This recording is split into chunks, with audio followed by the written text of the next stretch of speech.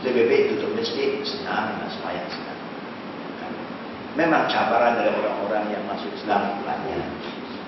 Dan kadang-kadang kalau orang yang bekerja dengan majikan dia masuk Islam, majikan dia boleh minta dia berhenti. Kerana majikan macam orang percaya kepada orang Islam. Meet ni kata orang dari Filipina mana-mana untuk kerja dengan majikan di sini. Bila dia masuk Islam, dia banyak cabaran. Bila majikan dapat tahu dia dah masuk Islam, dia minta supaya ditukar. Saya tak mahu orang Islam duduk di rumah saya, jaga anak saya. Saya takut. Kerana apa? Kerana media ini jahat. Media cerita orang Islam ini teroris, orang Islam tak boleh kaya, orang Islam boleh bunuh kita, orang Islam boleh tikam kita, macam-macam dia cerita. Jadi orang takut. Satu cabaran itu. Tapi bagi orang yang memeluk Islam, kalau umumnya kerana kahwin, kalau kita bantu dari awal, insya-Allah dia akan menjadi seorang Muslim dan Muslimah yang baik. Apakah zaman Nabi orang masuk Islam tak ada cabaran? Pun ada. Sehingga mereka terpaksa hijrah kan? Yang lari ke Abyssinia, Nabi sampai ke Madinah kerana tekanan itu terlalu kuat. Tapi dalam konteks masyarakat Malaysia, jemaah muslimin muslimat, saya dah maklumkan sejak kebelakangan ini, kita alhamdulillah ada pertumbuhan ditubuhkan, kita telah Islamkan ribuan orang, dan kita sudah mulakan aktiviti 3 tahun khususnya untuk saudara-saudara yang baru masuk Islam. Kita panggil buddy system. Buddy system artinya kita didik masyarakat orang Islam yang asal Islam, pemuda-pemudi kita, menerima hakikat kita kena mempertahankan Islam. Kita kena hidupkan kembali semangat Ansar wal Muhajirin. Orang Ansar, orang tempatan, orang dalaman, orang mujahajir, orang yang lari daripada masyarakat yang tidak Muslim kepada Islam. Satu, hijrah. Kita terimalah mereka. Cara kita buat, kita didik satu murid kita yang Muslim asalnya, imam Pakistan ke India ke Melayu ke, satu orang Islam jaga 3 orang yang baru masuk Islam. Dan kita ada molas kita itu tiap-tiap Sabtu kita ada kelas yang khusus untuk orang ini.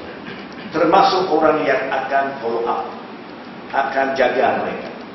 Kita ajar mereka cara nak jaga mereka. Dan kita ajar saudara-saudara yang baru masuk Islam, jangan lupa ini saudara kamu, dia bertanggung jawab kepada kamu, apa masalah hubungi dia. Lagi besar hubungi kita. Lagi besar hantar ke majlis agama.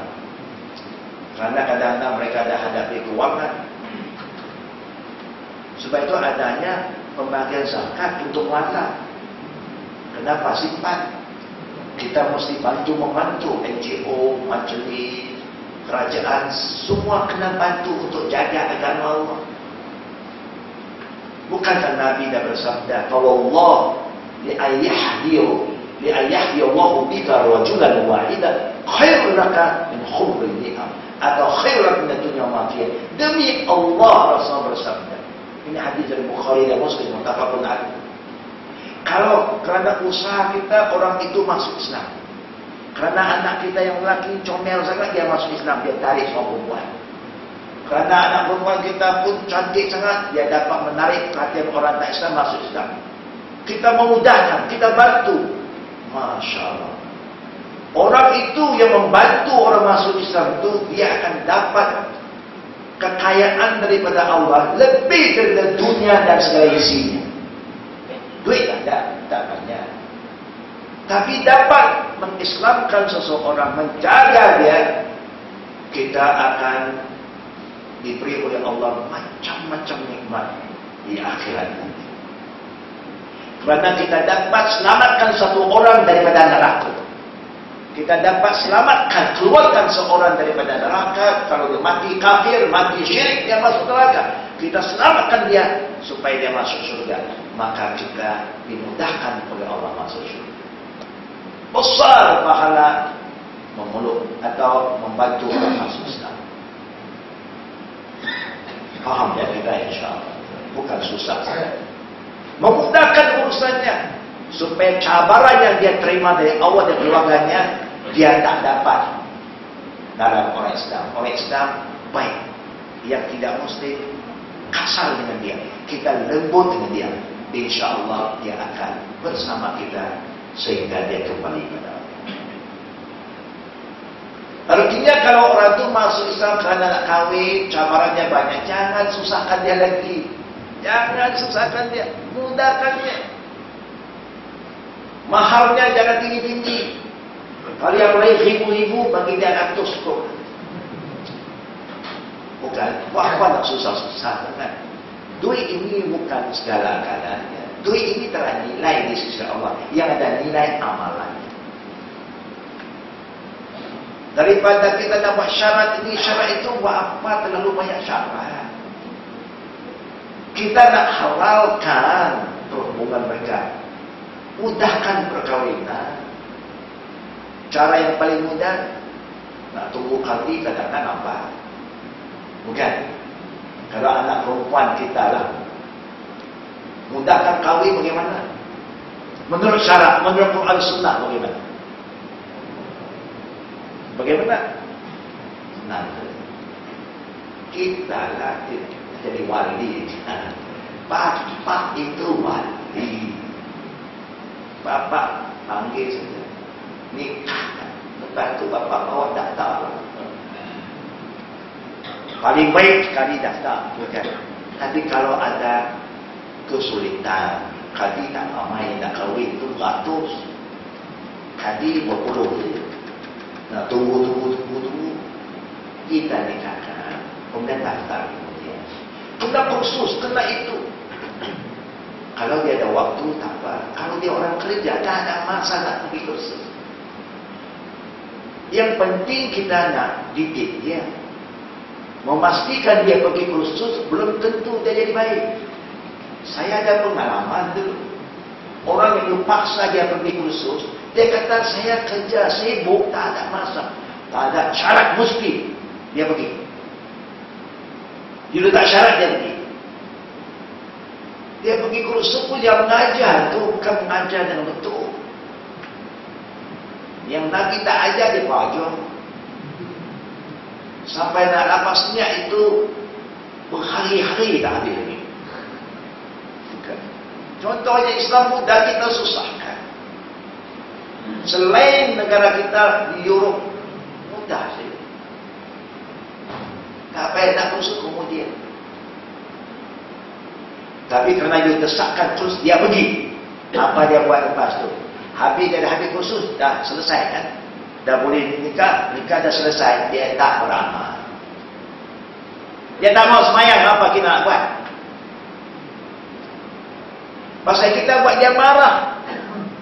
Kita tidak rahmat, tidak sayang dia. Kemudian pula pengalaman saya. Kita buat peraturan ini. Peraturan manusia, niat kita baik, tapi gunalah hikmah. Kalau dia boleh, alhamdulillah. Tak macam negeri Arab, saya biasa berdakwah dekat Al-Ain, Oman, di Dubai, di Qatar.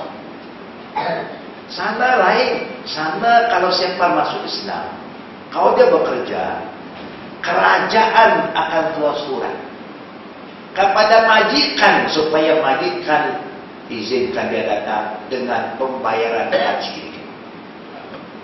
Bukan cuti. Paid leave. Kerajaan minta majikan, ini seorang yang pekerja kamu, dia kena hadir khusus kami, kamu mesti benarkan.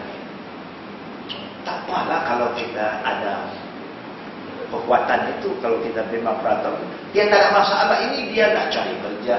Kalau dia tak buat, majikan akan buang kerja. Bagaimana? Kita pula tak guna hikmah itu.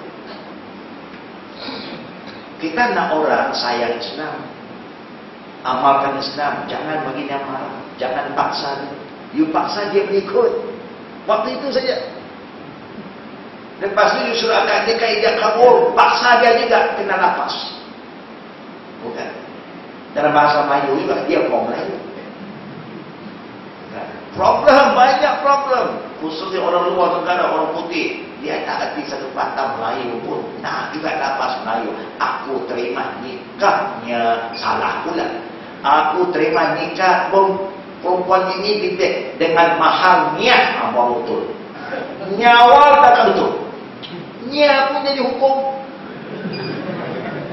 Problem tak? Memang problem. Berpeluh tak kahwin ni berpeluh. Orang nak kahwin relax hati kan. Sepatutnya nak relax hati. Jadi insan pun mudah yasiru wala tu'asiru. Nabi dah kata mudahkan. Zaman Nabi Abu Talha masuk Islam. Izin saya sekejap lagi. Zaman Nabi Abu Talha bila nak masuk Islam, semata-mata kerana nak kahwin seorang perempuan yang telah hijrah ke Madinah. Dia masuk-masuk, dia perempuan terjanji kali masuk Islam, pengislaman engkau jadi mahal untuk kawinan saya. Tengok dulu perempuan bukan dia tengok duit. Bukan. Apa cincin pun tak ada. Pengislaman orang itu jadi mahal. Allah. Akhirnya dia pun hijrah ke Madinah, masuk Islam. Masuk Islam, minta Nabi nikahkan dia dengan perempuan Rumaisah. Akhirnya Nabi cari, minta sahabat cari, datang betul lah yang janji dengan dia betul. Nikahkan Nabi selesai. Akhirnya dididik jadi seorang sahabat yang hebat. Senangkan mereka, sayang mereka, supaya mereka sayang agama Islam. Nah, kalau kita tak hati-hati memang cuma banyak fitnah akan berlaku kerana kelalaian kita, kesilapan kita, dan kerana kesalahpaham kita dalam agama. Kita berhenti beri lalu untuk azan Isya, dan kita Insya